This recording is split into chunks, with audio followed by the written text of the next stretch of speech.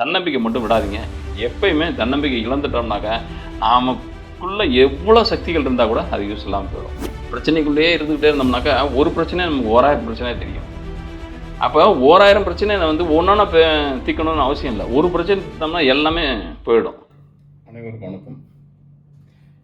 இன்றைய காணொளி எதை பற்றி ஆய்வு செய்வோம் அப்படின்னு பார்க்குறப்ப, இந்த பொதுவான ராசி பலன்களை பார்க்குறத விட உன்னிப்பாக எந்த மாதிரியான தன்மை உள்ள பலாபலன்கள் யாருக்கு அதீதமாக நடக்கிறதுக்கான வாய்ப்புகள் இருக்கும் அப்படின்னு பார்க்குறப்ப, இப்போ வரக்கூடிய 30/6/2024 அன்றைக்கு கிட்டத்தட்ட மோரலஸ் 5 மாதங்கள் இருக்கக்கூடிய வக்ர சனி அப்படின்றது குரு, அதாவது குரு சாரத்தில், அதாவது பூரட்டாதி 2ஆம் பாதத்தில் இருக்கக்கூடிய சனி அந்த இடத்துல தான் அவர் வக்ரகதி அடைகிறார். அந்த வக்ரகதி அடைஞ்சு அவர் ஒரு 120 நாட்கள், அதாவது 108 நாட்கள் அவர் வக்ரகதியிலே பயணிக்கிறதுக்கான வாய்ப்புகள் இருக்குது. அது மோரலஸ் 5 ராசிகள் வரணும். அதாவது சனிக்கு 5ஆம் இடத்துல சூரியன் இருக்கிறப்ப சனி வக்ரம் அடைஞ்சு, சனிக்கு 9ஆம் இடத்துல சூரியன் வரப்ப வக்ர நிவர்த்தி அடைஞ்சிடுவார். அப்போ உங்களுக்கு துலா ராசி வரப்ப வக்ர நிவர்த்தின்றது அடைஞ்சிடும். அப்போ சனியை காட்டிலும் சூரியன் தான் பலமிக்கவராக மாறுவார். அப்போ சனியோட பலன்கள் இதுவரைக்கும் தரக்கூடிய பலன்கள் கொஞ்சம் மட்டுப்படுறதுக்கான வாய்ப்புகள் இருக்கும். ஆனால் அதே நேரத்தில் உங்களுடைய ஜன்ன சாட்டில் நீங்கள் பிறந்த நேரமே, உங்களுக்கு பிறந்த நேரத்தில் உங்களுடைய அந்த டைம் ஆஃப் பீரியடில் சனி வக்ரகதியில் இருந்தாருனாக்கா முழு பலன் சனி தான் டேக் பண்ணிக்குவார். மற்ற பொதுவான இந்த சாதாரண தன்மையில் இருந்தவங்களுக்கு, சாதாரணமாக சனி வக்ரமற்ற தன்மையில் இருந்தவங்களுக்கு பிறந்தவங்களுக்கு இது பெருசாக ஒரு பாதிப்பு சனி தராது. ஆனால் சனி வக்ரம் பெற்ற காலத்தில் நீங்கள் பிறந்திருந்தீங்க அப்படின்னம்னாக்கா இப்போ வக்ரகதி அடையிறப்ப அதோட முழு பலனை, சனியோட முழு பலனை அடையிறதுக்கான வாய்ப்புகள் இருக்கும். அது நல்லதாக இருக்கலாம், கெட்டதாக இருக்கலாம். அதனால் யாருக்கு இது முழுமையாக பெரிய அளவில் பாதிப்பை உருவாக்கும் அப்படின்னு பார்க்குறப்ப மோரலஸ் பெண்களுக்கு தான் அதிகமாக இருக்கிறதுக்கான வாய்ப்பு இருக்குது. அதனால தான் பெண்கள் சார்ந்து இந்த காணொலி போடலான் இருக்கேன். ஏன்னா அந்த நேரத்தில் சனி வக்ரம் அடையக்கூடிய நேரத்தில், எந்த நேரம்னாக்கா அந்த நேரத்தில் மீன லக்னமாக விழுது. அந்த இடத்துல சந்திரன் இருக்கார், ரேவதி நட்சத்திரத்தில் இருக்கார். அந்த மீன ராசின்றது ஒரு பெண் ராசி.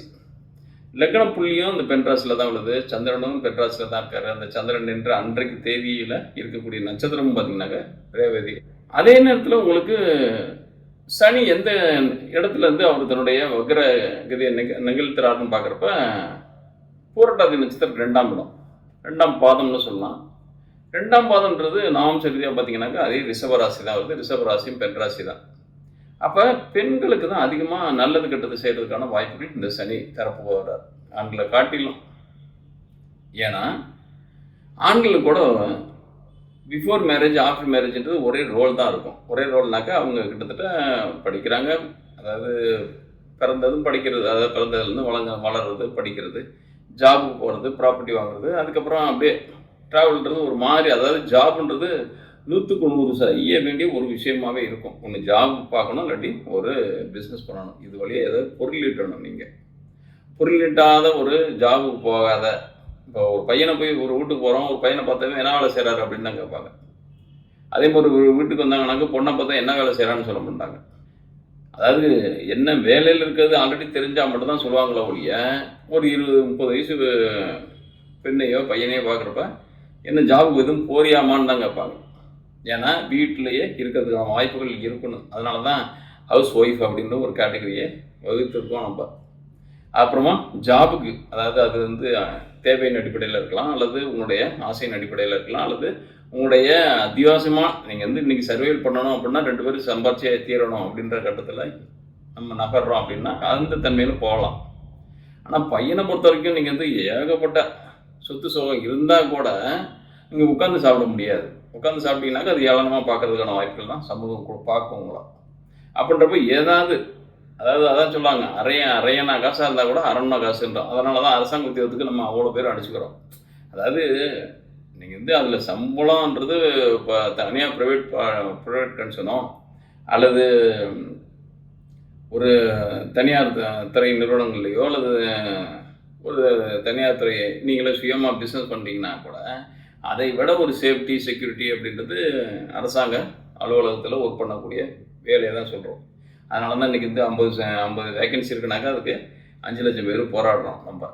ஆனால் அதையும் வேணான்னு சொல்லக்கூடிய கேட்டகரி பீப்புள் நிறைய பேர் இருக்காங்க. அரசாங்க வேலையை அதெல்லாம் வேணாங்க, அதெல்லாம் என்னத்த அப்படின்றாங்க. எனக்கு அது வந்து நம்ம வந்து ஒவ்வொரு மணி நேரத்துக்கு கூட பர்மிஷன் கேட்குறது, ஒவ்வொரு இதுதான் அவங்க ஹையர் ஆஃபீஸர்லேருந்து ரொம்ப தாஜா பண்ணி வச்சுக்கிறது, அவங்களுடைய நம்ம வந்து ரொம்ப அதாவது ஐக்கியப்பட்டு போனால் மட்டும் தான் நீங்கள் சர்வீல் பண்ண முடியும் அப்படின்றது இருக்குது. அதெல்லாமே நிறைய விஷயங்கள் நெகட்டிவ். என்னன்னாக்க உங்களை வந்து எடுத்தாங்கொடுத்தான்னு ஒரு முடிவுகள் எடுக்க முடியாதவங்களுடைய கேரியர் வைஸ் ஆகுங்க. அவ்வளோதான ஒழிய நீங்கள்கிட்ட ஃபால்ட் இல்லாத பட்சத்தில். ஃபால்ட் இருந்தால் யார் வேணாலும் என்னென்னு செய்யலாம். அது ப்ரைவேட்லேயும் ஒன்று தான், கவர்மெண்ட்லேயும் ஒன்று தான். பட்ல கவர்மெண்ட்டுக்கு நீங்கள் அப்போஸ் பண்ணுறதுக்கு வாய்ப்புகள் இருக்கும், இதில் ஒன்றுமே இருக்காது. ஆனால் அந்த பெண்களுக்கு என்னன்னாக்கா ஹவுஸ் ஒய்ஃப்ன்ற கேட்டகரியும் இருக்கும். அதே நேரத்தில் ஜாபுக்கு போகிற பெண்களும் இருக்காங்க. திருமணத்துக்கு முன்னாடி ஜாபுக்கு போயிட்டு திருமணத்துக்கு பின்னாடி ஹவுஸ் ஒய்ஃபாக கன்வெர்ட் ஆகிறவங்க இருக்காங்க. திருமணத்துக்கு முன்னாடி ஜாபுக்கு போயிட்டு திருமணத்துக்கு பிறகு ஹவுஸ் ஒய்ஃபாக மாறுற வாய்ப்புகள் உள்ளவங்களும் இருக்காங்க. திருமணத்துக்கு முன்னாடி வேலைக்கு போகாமல் திருமணத்துக்கு பிறகு வேலைக்கு போகிற பெண்களும் இருக்காங்க. அப்போ 2 விதமான பெண்களுக்கும் இப்போ சமூகத்தில் அடிப்படையில் எந்த மாதிரியான பலாபலங்கள் இருக்குன்றது உங்களுடைய ஜன்னச்சாட்டு தீர்மானிக்கும். நீங்கள் வந்து ஜாபுக்கு போகிற பர்சனா ஜாபுக்கு போக பர்சனான்றது உங்களுக்கு அந்த வாய்ப்பு இருக்கா இல்லையான்றது உங்களுடைய ஜன்னச்சாட்டு செய்யும்.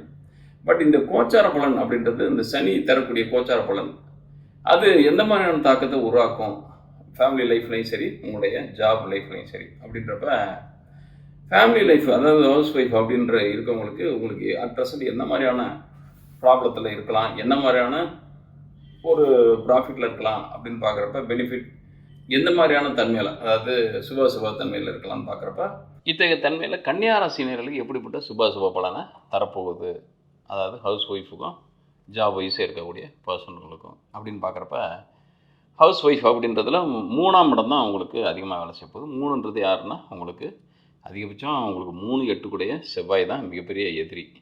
இந்த இடத்துல அவர் செவ்வாய் வந்து இருக்கிறது 3ஆம் இடத்துக்கு 6ஆம் இடத்துல இருக்கார். அதாவது தைரியஸ்தானத்துக்கு அதிபதி ஒரு பலம் பெற்றிருந்தால் ஓரளவுக்கு சர்வைவல் பண்ணிவிடுவீங்க. இப்போ உங்களுக்கு என்னன்னாக்க பலகீனத்தன்மை தான். அந்த 3 கூட 8ல் போயிட்டாலே, ஆனால் அந்த 3ஆம் இடத்துக்கு அது 6ஆம் இடமாக அமையுது. அது ஒரு ப்ளஸ்ஸு தான் 8ஆம் இடம்ன்றது. ஆனால் ஏன்னா 3 கூட 8ல் 6ல் போய் மறையிறதுன்றது ஒரு நல்ல அமைப்பு. ஆனால் உங்கள் ராசிக்கு 8ஆம் இடத்துல இருக்கிறதுன்றது தைரிய குறைபாடு தான். ஏன்னா உங்களுக்கு முரட்டு தைரியமான அமைப்பு இருந்துச்சுனாக்கா, ஏன்னா உங்களோட ஆல்ரெடி உங்கள் ராசி அதிபதியே புதன் தான். அதாவது திஸ் ஆர் தட் மதில் மேல் புனை மாதிரி எடுக்கிற முடிவுகள் எடுக்க முடியாமல் திணறது தான் உங்களுடைய ஹேபிட்டே. அதாவது இப்படியும் குதிக்க முடியாத அப்படியும் குதிக்க முடியாது, மதில் மேல் போன மாதிரி. அப்போ ஏதோ ஒரு விஷயத்த நம்ம ஸ்ட்ராங்காக எதுவுமே கிடைக்கல ஹோப் பண்ணுற மாதிரி, அதாவது நம்மளுக்கு நம்பிக்கை வர மாதிரி எந்த விஷயமும் நமக்கு கிடைக்கலன்னு தான் அர்த்தம். அதுக்கு ஏதாவது ஒரு சின்னதாக ஒரு நம்பிக்கை கிடச்சிச்சின்னு வச்சுங்க, அதை வச்சு பிடிச்சிட்டு அது கற்பனையோ அல்லது ஏதாவது கனவுல கூட கயிறு தொங்குற மாதிரி இருந்துச்சுனாக்கா அதை பிடிச்சிட்டு மலை ஏறிடலாம் நம்ம. ஆனால் அந்த மாதிரி கூட உங்களுக்கு அமைப்பு இல்லை. எனக்கு இந்த டைம் ஆஃப் பீரியடு 108 நாட்கள் வந்து ஒர்க் பண்ண போகிறதுன்றது 3ஆம்ன்றது தைரியஸ்தானத்தை மட்டும் நீங்கள் வந்து மிகப்பெரிய அளவில் அதாவது நீங்கள் நம்பியிருந்தால் மட்டும்தான். அப்போ 3ஆம் இடத்துக்கு யாரெல்லாம் சிக்கல்லாம் வருது அப்படின்னோம்னா உறவுகளால் சிக்கல் வருதுன்னு. ஏன்னா 3 கூடையவர் 8ஆம் இடத்துல இருக்கார். அது யாரோட சாரத்தில் இருக்காருனாக்கா சுக்கிரனுடைய சாரம். சுக்கிரன் 3ஆம் பாதம், அதுவும் பரணி 3ஆம் பாதம்ன்றது. சுக்கிரன் இப்போ அடுத்த 10ஆம் இடத்துல இருக்கார். அப்போ என்னன்னாக்கா நீங்கள் வேலையில் இல்லைன்றதையே ஒரு பெரிய அளவில் ஒரு குறை. ஏன்னா அது எங்கே போய் இருக்காருன்னா 12 கூடையவனும் சேர்ந்து போய் 10ஆம் இடத்துல இருக்கிறது, புதன் வீட்டில் இருக்கிறது, புதன் உங்களுக்கு ராசிக்கு 7ஆம் இடத்துல இருக்கிறது அப்படின்றப்ப என்னன்னாக்கா இப்போ கிணறு வீடாக இருந்துச்சுனாக்கா கிணறு வீட்டில் நீங்கள் வந்து இது வரைக்கும் எதுக்குமே பிரயோஜனம் இல்லாத நபர். அப்போ நீங்கள் வந்து உங்களுக்கு போடுறது தண்ட சோறு, நீங்கள் வந்து ஒன்றுமே லாய்க்கு இல்லாத ஆள். நீங்கள் வந்து நீங்கள் வந்ததுக்கப்புறம் தான் மிகப்பெரிய அளவில் லைஃப்பில் அவங்களுடைய வாழ்க்கையில் பெரிய கடன்களான மாதிரியும் பெருசாக அவங்க கவலைகள் உருவான மாதிரியும் கவலைகள்லாம் நிறையா சூழ்ந்த மாதிரியும் நீங்கள் உங்களுடைய வருகைன்றது அவங்களுக்கு அந்த அளவுக்கு இருக்கிற மாதிரி ஒரு ஃபீல் அவங்களுக்கு. ஏன்னா இந்த இடத்துல 3 கூட 8ல் போய் மறையுது ஒரு ப்ளஸ்ஸு, அதான் மைனஸு. அதே அந்த 8ல் இருக்கிற செவ்வாயும் பார்த்திங்கனாக்கா 2ஆம் இடம் குடும்பஸ்தானாதிபதியோடு சேர்ந்து குடும்பஸ்தானாதிபதியும் சேர்ந்து 12 கூடையும் சேர்ந்து 10ஆம் இடத்துல இருக்குது. உங்களுடைய அதாவது கர்மஸ்தானத்தில் போய் இருக்கிறதுன்றது 10ஆம் இடம்ன்றது. அவரும் பார்த்திங்கன்னா குருவோட சாரம், குரு 9ல் தான் இருக்கார் அட் ப்ரெசென்ட். அப்போ இப்போ லாபாதிபதி உங்களுக்கு ராகுவோட சேர்ந்து 7ல் இருக்கிறது அப்படின்றது கணவன் மனைக்குள்ளே ஒரு நிறைய உறவுகளுக்குள்ளே ஒரு பிணக்கு, ஒரு கன்ஃபியூஸான இது. இதில் என்னன்னாக்கா சனி 5 கூடையும் 6ல் இருக்கான், ப்ளஸ் குருவோடு சேர்ந்துருக்கான். சில விஷயங்கள் என்னன்னாக்கா இலைமறை காய்மறையாக உங்களுடைய உறவுகள் தான் சப்போர்ட் பண்ணது கொஞ்சம் கொஞ்சம். அதுவும் ஏன்னாக்கா 4 கூடை வந்து யார் குரு போய் 9ல் இருக்கிறதுன்றது ஒரு நல்ல அமைப்பு சந்திரனோட சேர்ந்து. அப்போ தாய் வழி கொஞ்சம் ஆதரவான வார்த்தைகள் பேசுகிறதோ, தந்தை வழி ஆதரவான தன்மைகள் இருக்கிறதோ. ஆனால் இன்னும் சொல்லப்போனால் உங்களுடைய சகோதரிகளே உங்களுக்கு நெகட்டிவாக இருக்கிறதுக்கான வாய்ப்புகள் தான் இருக்கும்.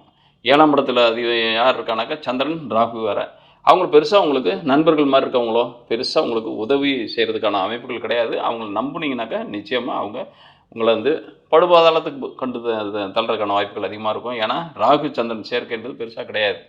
ஏன்னா ஏதாவது இண்டிவிஜுவலாக நீங்களே ஓனாக ஏதாவது பிஸ்னஸ் ஏதாவது இனிஷியேட் பண்ணுற மாதிரி ஒரு சூழலை உருவாக்கிங்க, அது நல்லது. ஏன்னா உங்களுக்கு அடுத்து வரக்கூடியது 8ஆம் இடம் தான் இருக்கிறப்ப நிச்சயமாக இது ஏதாவது ஒரு அவமானத்தை ஏற்படுத்துகிறதோ, உங்களுடைய ஈகோவை தொட்டு பார்க்குறதோ, இதுக்கு உண்டான சம்பவங்கள் ஏற்படும். அதாவது உங்களுக்கு வந்து அப்போ நீங்கள் என்னன்னாக்கா ஒரு ஏர்னிங் பர்சனாக இருக்கணும், அல்லது ஏதாவது உங்களுக்கு இன்கம் ஜென்ரேட் பண்ணக்கூடிய பர்சனாக இருக்கணும்.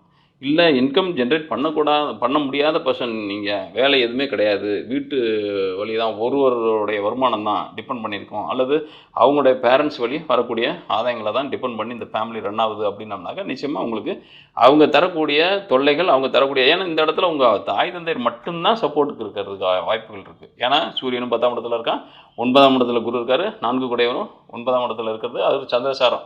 அப்போ அவங்களுக்கு ஏதாவது மறைமுகமாக உங்களுக்கு சப்போர்ட் பண்ணுறதுக்கான வாய்ப்புகள் தான் கொஞ்சோண்டு இருக்குது. அதுவும் ஏன்னா பகை பெற்ற வீட்டில் போய் குரு இருக்கிறதுனால அவங்கள்ட்ட இருந்தால் கொடுப்பாங்க, இல்லைன்னா என்ன பண்ணுறது, அவங்களும் அப்படி தான் கையை விரிக்கிறதுக்கான வாய்ப்பு இருக்குது. அப்போ நீயே சர்வைவல் பண்ணிக்கம்மா, வேறு என்னவா பண்ணுறது, என்கிட்ட என்ன எல்லாமே கொடுத்தாச்சு முடிச்சாச்சு அப்படின்ற மாதிரி ஒரு கருத்துக்கள் தான் வரும்.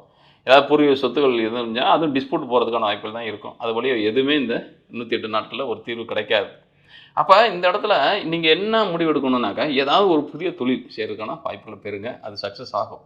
அல்லது உங்களுடைய இன்கம் ஜென்ரேட் பண்ணாலே போதும். இந்த இடத்துல என்னென்னா டெபிசிட்டாக இருக்கிறதுக்கு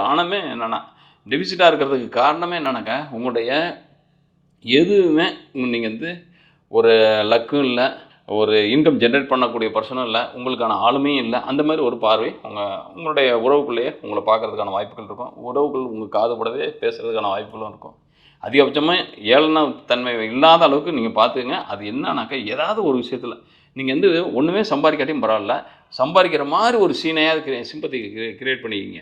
ஏதாவது கடன் வாங்கி அதை வந்து பிஸ்னஸ்லையோ அல்லது வரவுலையோ வச்சுருந்தா கூட, அது வந்து நான் சம்பாதிச்சேன், நான் வந்து இது மாதிரி ஒரு பிஸ்னஸ் பண்ணேன், நான் இது மாதிரி ஒரு வேலை பார்த்தேன், இது மாதிரி ஏதோ ஒரு சம்திங் நீங்கள் வந்து ஒரு லாகிங் பண்ணிக்கங்க, ஏதாவது ஒரு இன்வால்வ்மெண்ட் பண்ணிக்கிங்க, ஏதாவது அட்டாச்மெண்ட் பண்ணிக்கிங்க. அது உங்களுக்கு இந்த 108 நாட்களில் நீங்கள் கடக்கிறதுக்கான வாய்ப்புகள் இருக்கும். எப்பயுமே இந்த கன்னிக்கு வந்து பெரிய அளவில் எந்த விதமான ஹோப்பும் இல்லையா? ஏன்னா நிறையா பேர் கமெண்ட்ஸில் பார்க்குறோம், நிறைய பேர்த்தோட இதையும் பார்த்தீங்கன்னா கன்னிராசிகளில் தான் அதிகமாக சஃபர்.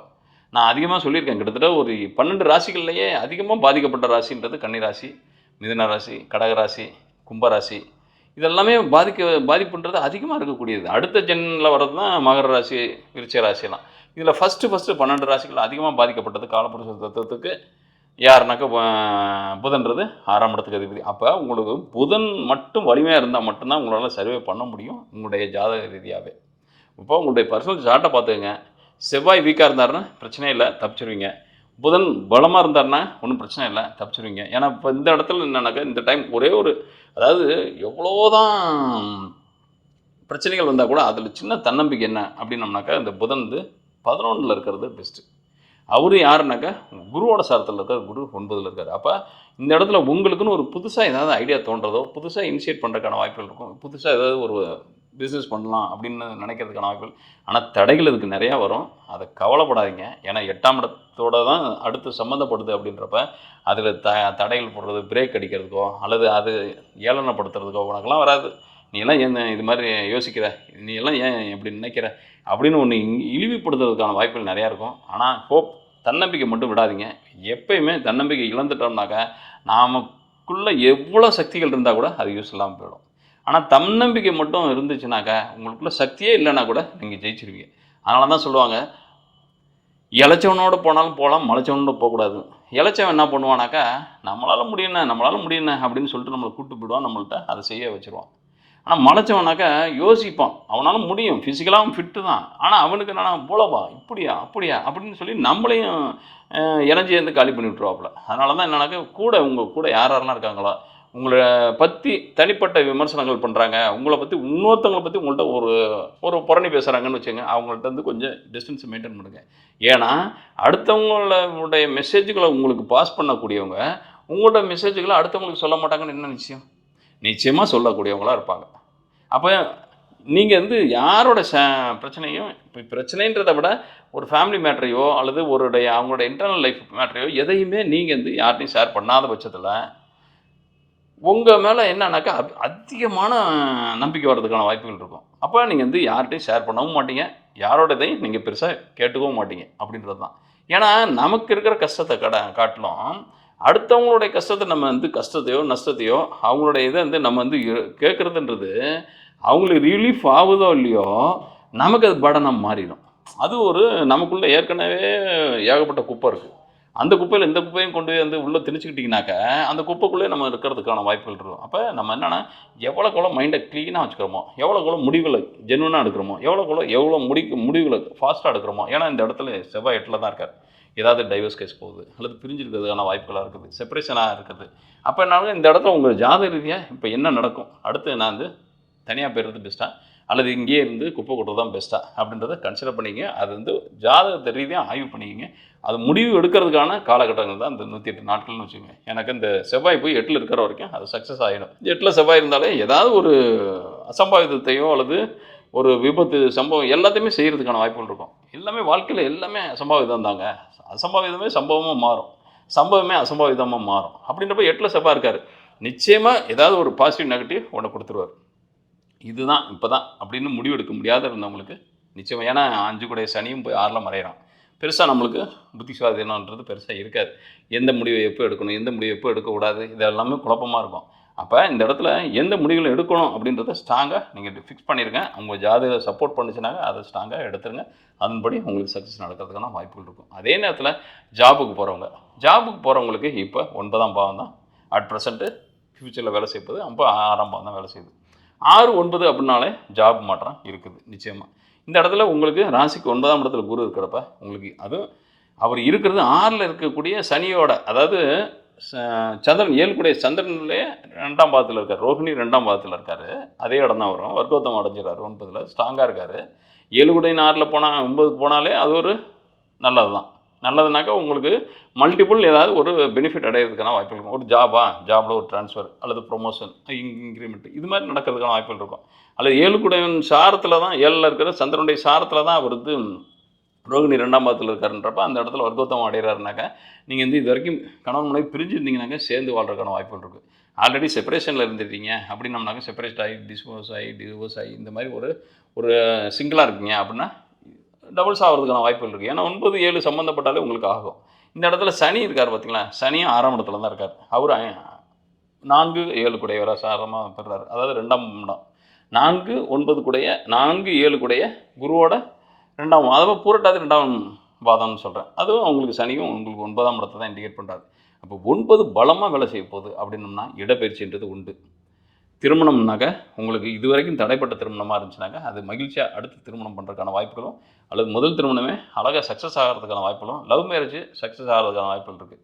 இல்லை ஆல்ரெடி மேரேஜ் லைஃபே பெரிய இரிட்டேட்டாக இருக்குது அப்படின்னா 7ஆம் இடத்துல இருக்கிற சந்திரன் ராகு நிவர்த்தி பண்ணி வச்சுருவார். எப்படின்னாக்க இந்த இடத்துல 7ஆம் இடத்துல இருக்கிற சந்திரன் அப்படின்றதும் அவரும் உங்களுக்கு ரேவதி 3ன்றது அந்த சனியோட இடத்துல தான் இருக்கார். சனியோட 1, 2, 3 சனி நிற்கிற இடமே புதன் நிற்கிற இடமா மாறுது.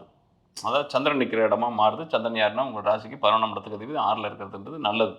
6ல் இருக்கிறது நல்லது. அதே மாதிரி உங்களுக்கு ராகும் ரேவதி 1ஆம் இடத்துல இருக்கார். அப்போ ரேவதி 1 அப்படின்னம்னாக்க உங்களுடைய 4ஆம் இடம் தான் இண்டிகேட் பண்ணும் ராகு. அப்போ 4, 6, 7, 9 பாவங்கள் மட்டும்தான் துல்லியமாக செயல்படுது.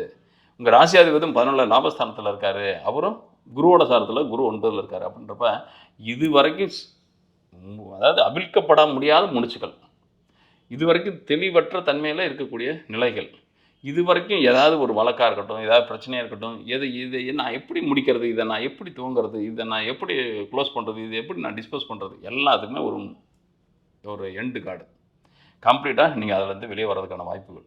எப்பயுமே பிரச்சனைக்குள்ளேயே இருந்துக்கிட்டே இருந்தோம்னாக்கா ஒரு பிரச்சனை நமக்கு 1000 பிரச்சனையாக தெரியும்.